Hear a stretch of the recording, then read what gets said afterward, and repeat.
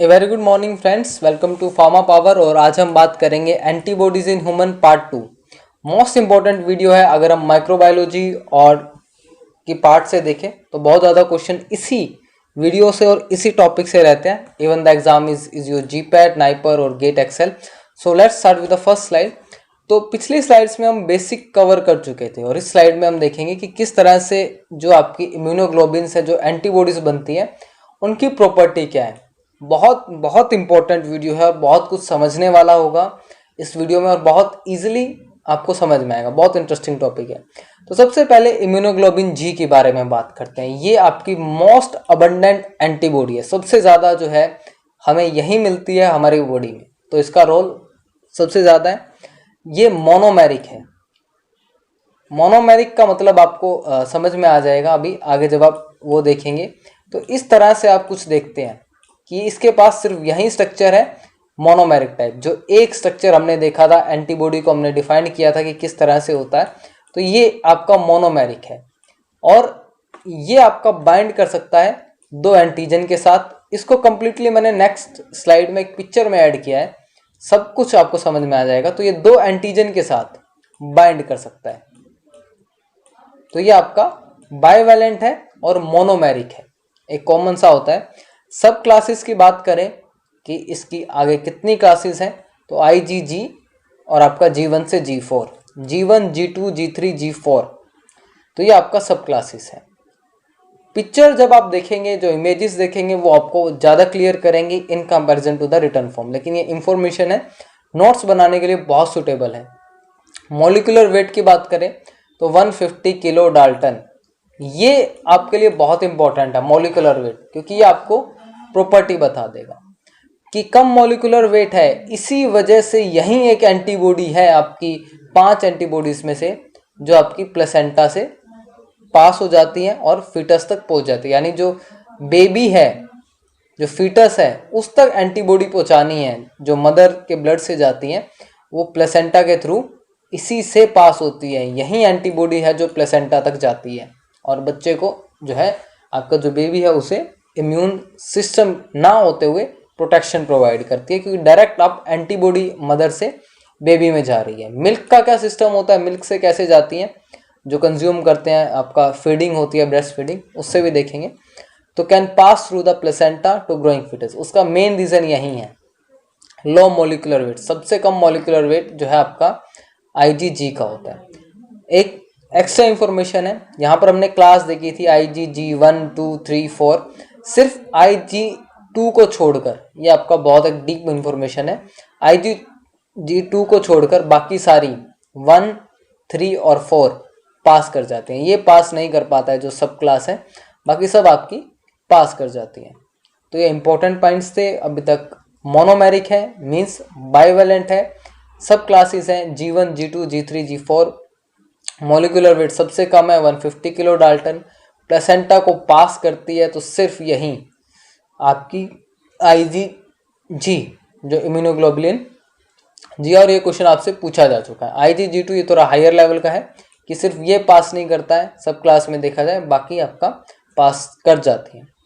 Process of passing, जो placenta है उससे फीटस तक जाने के लिए जो प्रोसेस है, वो आपकी रिसेप्टर मेडिएटेड एंडोसाइटोसिस है। कि आपका रिसेप्टर के थ्रू एंडोसाइटोसिस मीन्स आपका जो रिसेप्टर होता है वो ऊपर से जाता जाता एक बर्ड फॉर्म होती है आपके नीचे रिसेप्टर के, और वो आपका चला जाता है, ट्रांसफर हो जाता है। तो ये एक रिसेप्टर मेडिएटेड एंडोसाइटोसिस, ये आपकी प्रोसेस होती है, जिसमें आपका ये है जो एंटीबॉडीज़ है, ये आपकी यूं रिसेप्टर से यूं जाएगा थोड़ा, फिर नीचे नेक्स्ट प्रोसेस में ऐसा कुछ गैप बनेगा और उसमें फिर ये पूरा ही ऐसे जो है ट्रांसफ़र हो जाता है। तो एक प्रोसेस होती है पूरी, जिसे हम रिसेप्टर मेडिएटेड एंडोसाइटोसिस प्रोसेस कहते हैं। ये नाम जो है, इसको डीप में बताया तो एक और लेक्चर लगेगा कैसे प्रोसेस होता है ये, तो नाम आपसे जनरली पूछ लिया जाता है। अब स्ट्रक्चर, जो आप मोनोमेरिक की बात कर रहे थे, बाइवैलेंट, डाइमर, इसे हम बाइमेरिक भी कहते हैं। ये डाइमर की जगह इसे हम बाइमेरिक भी कहते हैं, तो कंफ्यूज नहीं होना। तो मोनोमेरिक आपका ये सिस्टम होता है जो सबसे नॉर्मल है, that is completely Y shaped. तो आपकी IgD immunoglobin D, immunoglobin E और इम्यूनोग्लोबिन जी, जिसे हम देख चुके हैं। ये सब आपकी मोनोमर है या फिर मोनोमेरिक है। इनमें एक ही ये वाई शेप अटैच है।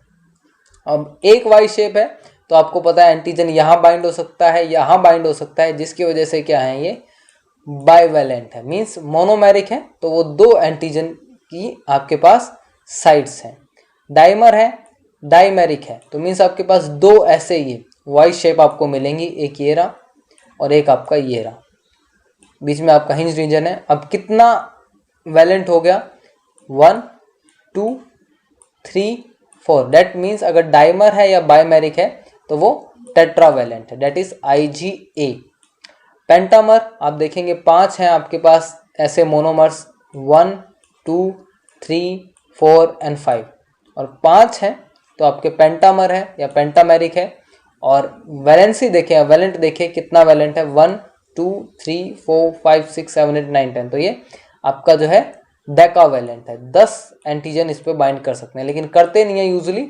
आपका जो है स्पेस जो है स्टीरिक हिंड्रेंस की वजह से 10 बाइंड नहीं कर पाते हैं, बट इट इज़ एक्चुअली डेकावैलेंट। तो ये आपका IgM सबसे बड़ी एंटीबॉडी और सबसे इम्पॉर्टेंट भी है।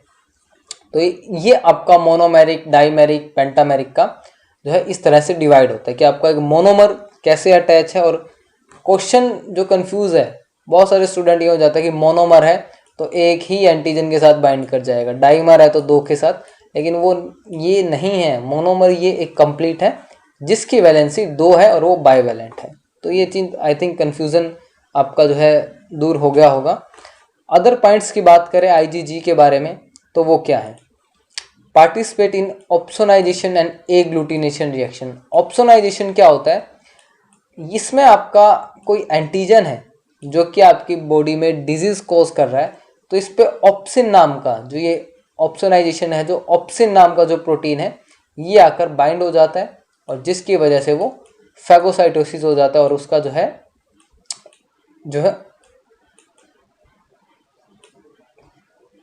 इनएक्टिवेट हो जाता है, वो काम नहीं कर पाता। तो ये बात रहता है कि फैगोसाइटोसिस कराने में आपका ऑप्सिन जो प्रोटीन है वो हेल्प करता है। एग्लूटिनेशन रिएक्शन कुछ सिमिलर ही इसी तरीके का है जैसे आपका प्रेसिपिटेशन रिएक्शन होता है, लेकिन ये थोड़ा अलग है क्योंकि इसमें प्रेसिपिटेट से ज़्यादा एक्शन होता है।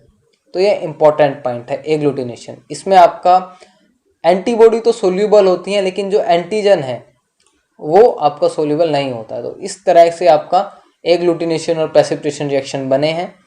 इंपॉर्टेंट रोल है IgG का सेकेंडरी इम्यून रिस्पॉन्स में। अब सेकेंडरी इम्यून रिस्पॉन्स क्या होता है, मान लेते हैं कोई एक पर्सन है, इसको COVID-19 हुआ, तो इसकी बॉडी में आपकी एंटीबॉडीज बन गई, लेकिन ठीक होने के बाद उसे 1 साल बाद फिर से COVID-19 हुआ, तो सेकेंड टाइम जो आपका COVID-19 से पर्सन सफ़र करेगा, तो उस टाइम पर जो सबसे ज़्यादा अमाउंट होगा एंटीबॉडी का वो आपका IgG का होगा। तो ये पॉइंट रहता है कि सेकेंडरी इम्यून रिस्पॉन्स में सबसे ज़्यादा जो है IgG मिलती है, इसलिए ये पॉइंट यहाँ पर लिखा है। मोस्ट अबंडेंट एंटीबॉडी है और पार्टिसिपेट करती है आपकी टाइप 2 और टाइप 3 हाइपर सेंसिटिविटी रिएक्शन। इसको मैंने एक और वीडियो में एक्सप्लेन किया है कि हाइपर सेंसिटिविटी रिएक्शन क्या होती है, किस तरह से होती है, ड्रग्स भी इन्वॉल्व हैं। तो ये आपका IgG के बारे में I think we have to revise. तो मोनोमेरिक है, बाइवेलेंट हो गया, sub class IgG 1 2 3 4, 150 kilo dalton light weight है तो प्लेसेंटा से पास हो जाएगी, और यही एंटीबॉडी है जो आपकी प्लेसेंटा से पास होती है। तो और जो प्रोसेस है that is receptor mediated endocytosis, ये आपका बाइवेलेंट और मोनोमेरिक का कॉन्सेप्ट था। Agglutination and the opsonization reaction, opsin protein attach होता है एंटीजन के साथ और वो फैगोसाइटाइज हो जाता है। Secondary immune response, first time effect हुआ कोई पर्सन, फिर सेकेंड टाइम इन्फेक्ट हुआ उसी एंटीजन से, तो IgG का लेवल सबसे ज़्यादा होता है। मोस्ट अबंडेंट है और पार्टिसिपेट करती है टाइप 2 और टाइप 3 हाइपर सेंसिटिविटी रिएक्शन में। नेक्स्ट अगर हम देखें स्ट्रक्चर ऑफ ऑल एंटीबॉडीज, जितनी भी एंटीबॉडीज हैं, ये अभी तक हमने ये स्ट्रक्चर देखा है IgG का। इस स्लाइड पे हमें बार बार आना पड़ेगा। नेक्स्ट ये आपका IgE का स्ट्रक्चर है, सिमिलर है बिल्कुल, क्योंकि ये आपकी तीनों IgG, IgE और IgD ये आपकी क्या है, मोनोमेरिक है और आपकी बाइवेलेंट है। ये पॉइंट इंपॉर्टेंट रहा है। अब IgM और IgA ये दोनों इंपॉर्टेंट है, क्योंकि IgA जो है आपके क्या है, टेट्रावेलेंट है।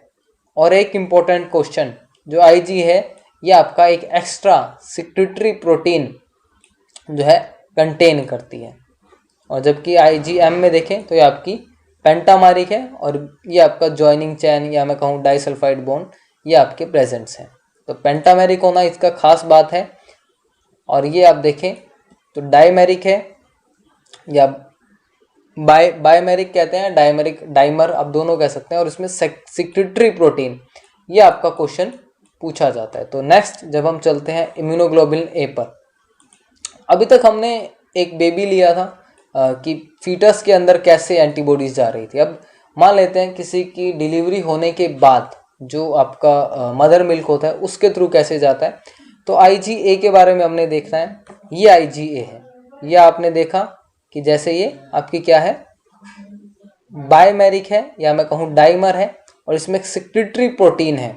ये बहुत इंपॉर्टेंट है जो डिफाइन करता है। तो यहाँ पर स्टार्ट करेंगे हम स्लाइड को। तो ये डाइमेरिक या मैं कहूँ बायमेरिक या डाइमर, उसका कोई सेम ही मतलब है, एंड टेट्रावेलेंट है। मॉलिक्यूलर वेट देखें तो बहुत ज़्यादा है, 320 किलो डाल्टन, और जब हमने पहले का देखा तो वो आपका 150 किलो डाल्टन था।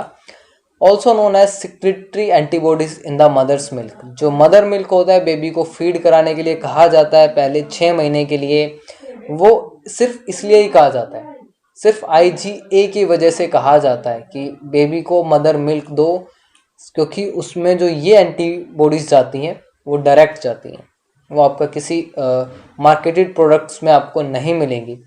उसके बाद जो हमारे टीयर्स हैं, स्लाइवा, इसमें एंजाइम होता है लाइसोजाइम, ये आपका फैगोसाइटोसिस में हेल्प करता है। तो ये क्वेश्चन पूछा जाता है कि टीयर्स और स्लाइवा में जो कौन सा एंजाइम है जो आपका as an immunological reaction show करता है या हेल्प करता है, दैट इज लाइसोजाइम। इसके अलावा रेस्पिरेशन सिक्रीशन, इंटेस्टाइनल सिक्रीशन और म्यूकस सिक्रीशन। जो हमारी IgA है, एंटीबॉडीज है, ये आपको मेनली जो इम्यूनिटी प्रोवाइड करती है वो आपको इंटेस्टाइनल प्रोवाइड करती है। मीन्स जो आप योगर्ट लेते हैं, दही खाते हैं, लस्सी पीते हैं, वो सब आपका सिर्फ इसी के लिए है, इसी को मेंटेन रखने के लिए, इसी को आपका बढ़ाने के लिए। तो important in gut mucosal immunity, ये इम्पोर्टेंट पॉइंट है। तो ये आप कुछ खाना खाते हैं जिसमें कोई वायरस है, बैक्टीरिया है, तो वो आपका उससे प्रिवेंट करता है आपको IgA। हेपेटाइटिस वायरस कितना बड़ा वायरस है, उससे भी आपको IgA प्रिवेंट कर सकता है। तो इसलिए इम्यूनिटी को कहा जाता है कि किसी को कुछ भी खाओ तो वो इजीली डाइजेस्ट कर जाता है, और किसी को कुछ ऐसा भी दो थोड़ा बहुत भी जिसमें कुछ है या मैं कहूँ अनहाइजीनिक है, तो वो इन्फेक्ट कर जाता है। सिमिलरली आप देखेंगे सैल्मोनेला जो आपका टाइफाइड होता है, इंटेस्टाइनल फीवर होता है, और अगर किसी के पास IgA है या इम्यून सिस्टम अच्छा है तो उसे ये नहीं होगा। ऐसे ही वायरस और बैक्टीरिया के अगेंस्ट जो आपका IgA रहता है। तो इम्पोर्टेंट पॉइंट्स देखें तो dimeric means tetravalent, molecular weight 320, और इसमें सिक्रेटरी प्रोटीन जो मैंने आपको पिछली स्लाइड में यहाँ पर बताया था ये इम्पोर्टेंट है। तो ये tears, saliva, respiration secretion, intestinal secretion, mucus secretion में रहता है। नेक्स्ट अब हम बात करते हैं IgE के बारे में। बहुत इंपॉर्टेंट है, मोनोमेरिक इन नेचर है, that means it is bivalent, और सबसे कम अमाउंट में यह हमें मिलता है। IgG सबसे ज़्यादा में मिलता है, लेकिन ये सबसे कम में मिलता है। E सबसे लास्ट में आता है, ABCDE, और सबसे लो अमाउंट में हमें मिलता है। मॉलिक्यूलर वेट 200 किलो डाल्टन है। इतना कंफर्म है कि IgG से ज़्यादा है, क्योंकि IgG का वेट आपका 150 था। तो ये आपको इम्यूनिटी प्रोवाइड करता है मेनली एलर्जी से रिलेटेड होने वाले, चाहे वो एक्टोपैरासाइट हो, एंडोपैरासाइट हो, आपको स्किन पे कुछ काटता है या आप अंदर कुछ इनहेल कर लेते हैं या कुछ और कर लेते हैं, तो पैरासिटिक जो आपकी इम्यूनिटी है वो इम्यूनोग्लोबिन E की वजह से आती है। जो आपके कुछ काटता है तो रेडनेस होता है, स्वेलिंग होता है, तो वो उसके लिए जो रिस्पॉन्सिबल है वो IgE है।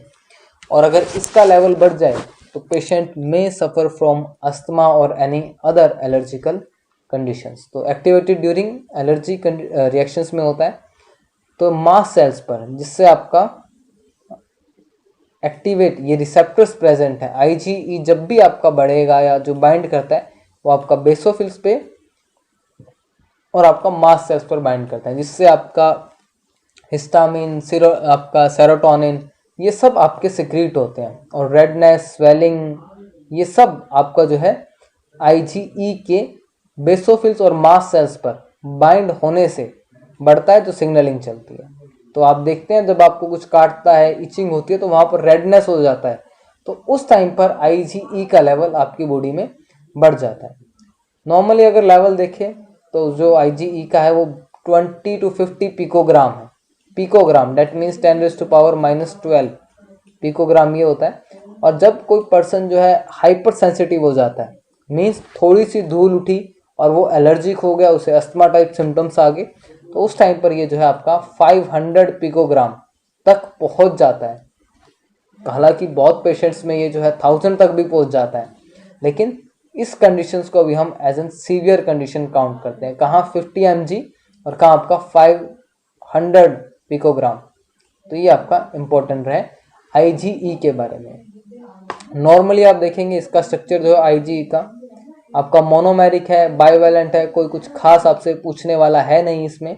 तो इसके कुछ पॉइंट्स ही हैं यही जो आपसे रहते हैं। Monomeric, molecular weight, ectoparasite, endoparasite, और जो मास्ट सेल्स और बेसोफिल्स, इस पर आपका क्वेश्चन पूछा गया कि IgE का रिसेप्टर कहाँ से है, क्या क्या सिक्रीट होता है, कितना नॉर्मल लेवल है, और इम्यूनिटी प्रोवाइड करता है। तो ये आपका था IgE के बारे में।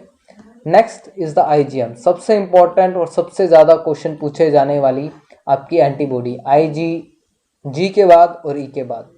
तो ये पेंटामेरिक है, मीन्स कि डेकावैलेंट है, 10 इस पे जो है एंटीजन बाइंड कर सकते हैं, लेकिन करते नहीं है स्टेरिक हिंड्रेंस की वजह से। तो ये इसकी स्ट्रक्चर है। पेंटामेरिक कैसे, 1 2 3 4 5 मोनोमर्स अटैच हैं इसलिए। तो अब इसका मॉलिक्यूलर वेट देखें तो सबसे ज़्यादा है 720 किलो डाल्टन, और इसी वजह से ये जो है आपका ब्लड से, या मैं कहूँ सेल में डिफ्यूज़ होती है, बहुत स्लो होती है इसके साइज़ की वजह से। और ये आपकी ज़्यादा फ्लेक्सिबल नहीं है, क्योंकि ये आपका जो है हैवी वेट कैरी करती है। और IgM के बारे में मैं कहूँ तो एक वर्ड आपको हमेशा याद रखना चाहिए, फर्स्ट। ये आपकी बहुत इंपॉर्टेंट ट्रिक है। अगर आपसे कुछ पूछा जाए फर्स्ट के बारे में कि first immune response, first antibody, first beta cell producing, तो वो आपका IgM है। तो कुछ भी आपका फर्स्ट से रिलेटेड क्वेश्चन आए तो आप आंख बंद करके IgM पर क्लिक कर सकते हैं, क्योंकि सब में आपका जो वर्ड है फर्स्ट यही होता है। First antibody produced by the neonate, जो नियोनेट है यानी जो आपका बेबी हो चुका है, कुछ दिन का है, 28 डेज का या उससे कम का है, तो उसमें जो फर्स्ट एंटीबॉडीज प्रोड्यूस होती है वो आपकी IgM है। हालांकि हम बात करते हैं कि Ig है वो सबसे ज़्यादा अबंडेंट है, सबसे ज़्यादा नंबर में है या कंसंट्रेशन में, लेकिन पहली प्रोड्यूस होने वाली एंटीबॉडी नियोनेट में वो आपकी IgG है। और जो आपकी मदर से फीटस तक आपके जो बेबी तक जाती है मिल्क के थ्रू, वो आपकी IgA है। ये आपकी जाती थी आपकी प्लेसेंटा के थ्रू, जब बेबी वॉर्म में था, तो उसके बाद सेक्रेटरी में था। तो फर्स्ट एंटीबॉडीज जो थी produce by neonate is IgM। Next point की बात करें, first antibody produce in primary and secondary infection. तो कोविड-19 का हमने एग्जांपल लिया था कि किसी को पहली बार कोविड-19 हुआ, तो वहाँ पर भी सबसे पहली आपकी एंटीबॉडी बनेगी वो आपकी IgM ही बनेगी। सेकेंड बार होता है किसी को, वहाँ पर बनेगी आपकी IgM, दूसरी एंटीबॉडीज भी बनती हैं, IgG भी बनती है, लेकिन IgM सबसे पहली बनती है।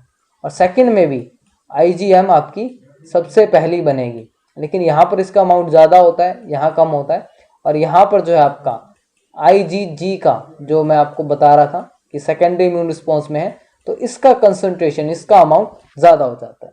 तो कोविड-19 के पेशेंट का एग्जाम्पल लेके हमने समझा था कि अगर किसी को होता है तो फर्स्ट आपकी एंटीबॉडी, चाहे वो प्राइमरी हो, सेकेंडरी हो, उसे पहली बार इन्फेक्ट हो रहा हो, दूसरी बार इन्फेक्ट हो रहा हो, लेकिन फर्स्ट एंटीबॉडी आपकी IgM ही रहेगी।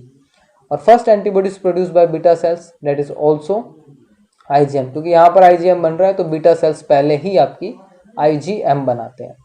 नेक्स्ट स्लाइड पर और अदर इंपॉर्टेंट पॉइंट्स के बारे में देखें तो due to high molecular weight can not diffuse rapidly into the cell, इस चीज़ को हम पढ़ चुके हैं। और यहीं आपका फर्स्ट एक बार और आपका आएगा, the first line of defence of the adaptive immunity is IgM। Adaptive means जो हम गेन करते हैं बाद में, यानी इन्फेक्ट होने के बाद, दैट इज IgM। तो ये इंपॉर्टेंट पॉइंट्स हैं। अब सिर्फ एक एंटीबॉडी रह गई है जिसके बारे में पूछा नहीं जाता है कभी, but it's also an important one. Dimeric है, सॉरी यहाँ पर ये जो है आपका मोनोमेरिक आएगा, मोनोमेरिक है और बाइवेलेंट है। यहाँ से हम देख लेंगे इसे कि आपकी मोनोमेरिक एंटीबॉडी है और ये बाइवेलेंट है। तो इस तरह का कंफ्यूजन नहीं रहना चाहिए, ये कुछ टाइपिंग मिस्टेक है। तो ये बाइवेलेंट जो है ये है, लेकिन अगर हम मैरिक में देखें, मोनोमर में देखें, तो ये आपकी जो है मोनोमेरिक है। तो ये इंपॉर्टेंट पॉइंट्स हैं, ये मोनोमेरिक है, डायमेरिक है, इसको इतना पूछा नहीं जाता IgD को। मॉलिक्यूलर वेट 180 किलो डाल्टन है। पूछा ना जाने का रीज़न ये है क्योंकि ये डायरेक्ट इन्वॉल्व नहीं है, ये सिर्फ हेल्प करती है IgM की बाइंडिंग में और उसको स्टेबिलिटी प्रोवाइड करने में, तो इसलिए इसका इतना ज़्यादा रोल नहीं है। लेकिन पूछा जा सकता है कि IgM को कौन सी एंटी जो बॉडी है, इम्यूनोग्लोबिन है, वो स्टेबिलिटी प्रोवाइड करता है, दैट इज IgD। अब एक क्वेश्चन जो है आपसे पूछा गया है, जनरली ये दो क्वेश्चंस बनते हैं आपके अरेंजिंग ऑर्डर। अगर मॉलिक्यूलर वेट दे के आपसे पूछ लिया जाए कि सबसे ज़्यादा मॉलिक्यूलर वेट कौन सी एंटीबॉडी का है या सबसे कम कौन सी एंटीबॉडी का है, या उसे अरेंज करो असेंडिंग ऑर्डर में, डिसेंडिंग ऑर्डर में, एक क्वेश्चन आपका ये बनता है जो आपसे 4 तरीके से पूछा जा सकता है। इसी तरह का क्वेश्चन आपका बनता है कंसंट्रेशन का, सबसे ज़्यादा कंसंट्रेशन किसकी है, सबसे कम, उसको अरेंजिंग डिसेंडिंग में असेंडिंग में अरेंज करना। तो on the basis of molecular weight, molecular weight की बात करें तो हमने सबसे पहले देख लिया था कि जो आपकी IgM है इसका मॉलिक्यूलर वेट ज़्यादा होगा, इसके बाद आपका IgA का ज़्यादा होगा, फिर आपका ज़्यादा होता है IgE का, और IgG और D का दोनों का बराबर होता है, D का फिर भी 180 किलो डाल्टन होता है, ये आपका लास्ट में रहता है IgD। जब हम उस स्लाइड पर आते हैं तो यहाँ पे आप देखेंगे सबसे पहले जो है वो आपका IgM है, उसके बाद IgA ये आपका सेक्रेटरी में रहता है, फिर उसके बाद IgE इसका वेट आपका 200 किलो डाल्टन है, और IgG या IgD ये आपका कई बार कंफ्यूजन के लिए इनका 2 वेट मान जाता है तो ये आगे पीछे हो जाते हैं, लेकिन जनरली जो है IgD आपको पहले मिलता है। इसका वेट जो हम देखते हैं बुक्स में वो 180 किलो डाल्टन मिलता है, और IgG का इसका वेट आपको 150 किलो डाल्टन मिलता है। तो क्लियर कट नहीं है, थोड़ा डिफरेंस है आपका 30 किलो डाल्टन का। तो कई बार बुक्स में सेम लिखा है, कई बार डिफरेंट लिखा है, तो यहाँ पर आपको लास्ट में देखना होता है। अगर D पहले लिखा है तो आप उसे ही राइट क्लिक करेंगे, तो ये इंपॉर्टेंट पॉइंट होता है। तो सबसे कम मॉलिक्यूलर वेट की जो एंटीबॉडी है वो आपकी IgG है। ये कुछ इस तरह से आपको क्वेश्चन मिलता है कि कई बार इक्वल का साइन मिलता है, कई बार एरो का साइन लगाकर D मिल जाता है वो आगे, तो वो क्वेश्चन रहता है। तो आप जब भी देखेंगे तो IgE के बाद जो है आपका D आना चाहिए और उसके बाद G आना चाहिए। अगर ऐसा नहीं है, अगर इक्वल साइन है तो आपके लिए और ज़्यादा इजी है, नहीं तो नॉर्मल केस में आपका D और G रहता है। तो ये आपका मॉलिक्यूलर बेस के ऊपर है। कंसंट्रेशन पर देखें तो सबसे ज़्यादा IgG की कंसंट्रेशन होती है, उसके बाद IgA क्योंकि हमारे सिक्रेटरी में प्रेजेंट होता है, स्लाइवा, टीयर्स, गट, तो ये होता है। IgM पेंटामेरिक है, IgD और सबसे कम IgE, क्योंकि IgE का लेवल बढ़ते ही क्या होता है हमारी बॉडी में जो है allergic reactions, hyper sensitivity reaction start हो जाती हैं। अगर इनमें से किसी की भी कंसंट्रेशन बढ़ती है तो हमें डिफरेंट हाइपर सेंसिटिविटी रिएक्शंस होती हैं, चाहे वो IgA हो, G हो, M हो, तो उससे हम देखेंगे। तो ये आपके इम्यूनोग्लोबिन्स थे जिन्हें हमें देखा है, अरेंजिंग ऑर्डर देखा है, कंसंट्रेशन को, molecular weight. So I hope I think cover all the questions that are asked in the previous question papers of GPAT, NIPER and others exam. So thank you so much.